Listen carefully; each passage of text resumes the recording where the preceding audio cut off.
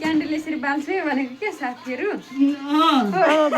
हिजोस्ति बाल्नु भएन त होइन बर्थडे बाजे आएको बेला पो भनेको बाजेलाई सरप्राइज दिँदा चाहिँ यसरी बाल्छु वेलकम होम भनेर क्या ल आजकल त हरेक हुन्छ नि त एउटा पनि बल्छलाई बान्दा एउटा मात्रै पछि दुईटा बोल्दैन एउटा कता खचाप गर्दैछ एउटामा दुईटा मात्रै बोल्दैन एउटा मात्रै बान्दा नि जिउ पछि लान्साको फोटो छोड छेउछेउको मान्छे उडी लान्छ है पड्किन्छ यो छिरिजी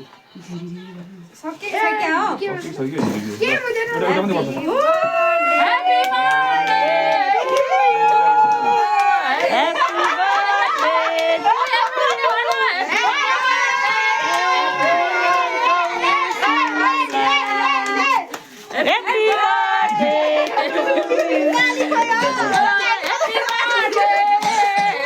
कसले पनि बजाउँदैन त खै सर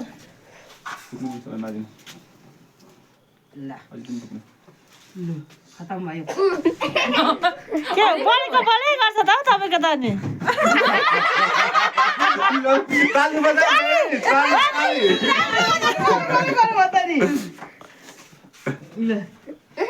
यहाँ अब खानु पनि सास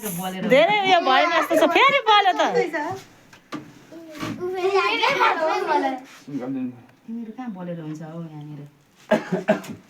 अलि लाइटर जस्तो हो कि के छेसा परेर क्यान्डल उयो बलिरहेको छ सिद्धिनेसम्म बाल्दा नि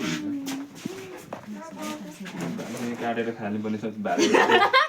काटिहाल्नु भने त एकछिन हामी तिनजना चाहिँ काट्नु त भनेर एकछिन मान्छे आएको भनेर खानु ल काटिहाल्छु ल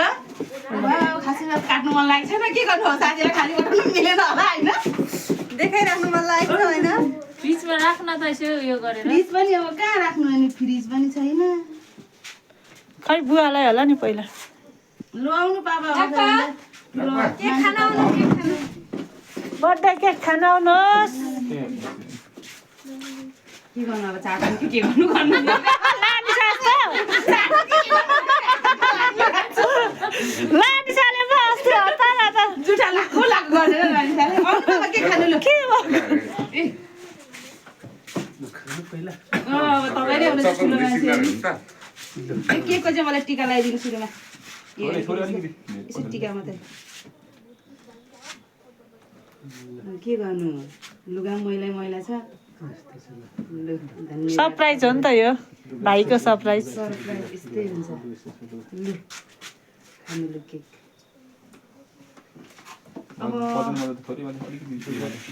भाइलाई दिनु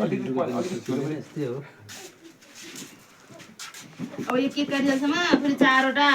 आलु पाक्छ पाक्दैन फेरि लाग्छ हामीले के खानु पायौँ तिमीलाई पनि फेरि खाइदिन्छु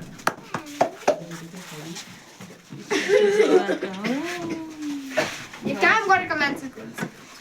खानु